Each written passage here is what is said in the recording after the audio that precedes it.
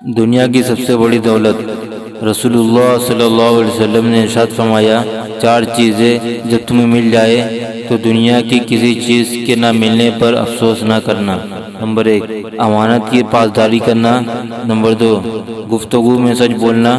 Number 3، حسن اخلاق۔ Number 4، حلال و پاکیزہ روزی۔ رسول اللہ صلی اللہ علیہ وسلم نے ارشاد فرمایا، اللہ اس شخص کو تر و تازہ رکھے جو میری بات سنے اور اسے اچھی طرح سمجھے، پھر یاد کرے اور دوسروں تک پہنچائے۔ آپ صلی اللہ علیہ وسلم نے ارشاد فرمایا، میری امت کو قیامت کے دن اس طرح بلایا جائے گا کہ ان کی پیشانیاں اور ان کے پاؤں وضو کے آثار کی وجہ سے چمکتے رہیں گے۔ رسول اللہ صلی اللہ علیہ وسلم نے ارشاد فرمایا، ایمان کا مزہ چکھو۔ ایمان کا مزہ چکھا اس نے جو راضی ہو گیا اللہ کی حکمرانی پر، اسلام کی دین ہونے پر اور محمد صلی اللہ علیہ وسلم کی پیغمبری پر۔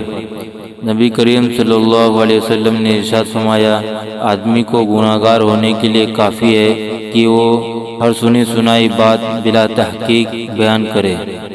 رسول اللہ صلی اللہ علیہ وسلم نے ارشاد فرمایا، جو شخص اپنے بھائی کی ضرورت پوری کرے اللہ تعالیٰ اس کی ضرورت پوری کرے گا۔